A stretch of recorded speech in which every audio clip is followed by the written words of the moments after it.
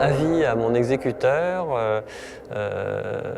c'est l'histoire d'un homme traqué qui arrive en 1941, en février 1941 à Washington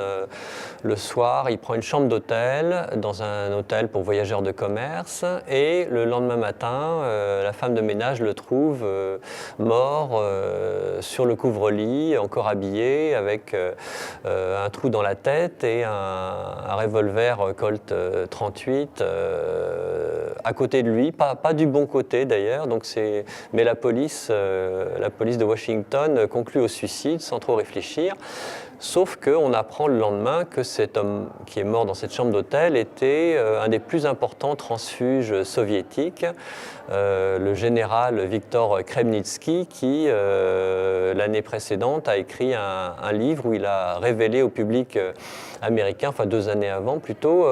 l'imminence du pacte germano-soviétique.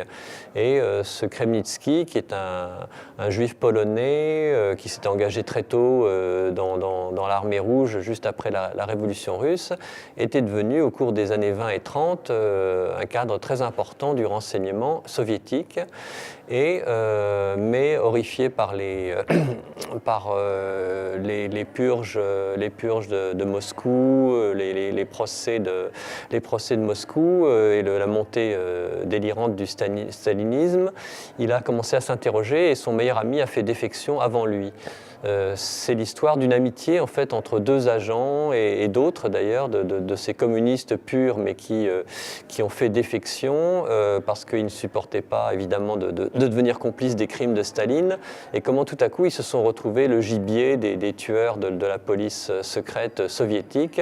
Et c'est l'époque où Trotsky a été assassiné à Mexico, et ce livre révèle en fait beaucoup de secrets de la politique internationale dans les années 30, et aussi le fait que Staline faisait la cour à Hitler depuis très longtemps et que par exemple le pacte germano-soviétique était prévu également depuis longtemps. C'est aussi une vision de la guerre d'Espagne, une vision totalement inédite parce que là on est plutôt dans les antichambres, dans les chambres d'hôtel aussi où se prennent les véritables décisions, et dans les lieux de torture, parce que ce qui est relativement peu connu, la police secrète soviétique avait instauré des prisons politiques sur le territoire de la République espagnole, et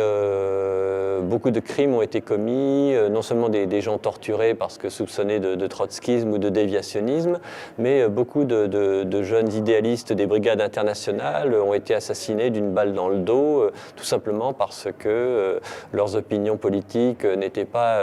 strictement dans la ligne du Parti communiste. Donc c'est cette histoire que je raconte. C'est aussi une histoire très humaine dans la mesure où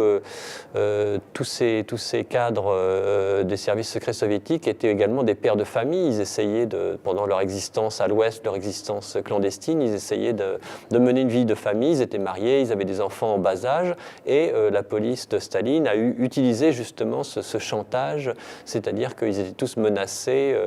de voir leur enfant kidnappé, ramené en Union soviétique. Donc beaucoup d'assassinats ou de suicides sont en fait le résultat de ce chantage terrible à la vie de l'enfant. C'est également un roman très noir avec un côté un peu policier, puisque c'est aussi une traque de quelqu'un qui est traqué par ses anciens camarades et qui fuit jusqu'aux États-Unis, mais pour se retrouver mort dans une chambre d'hôtel.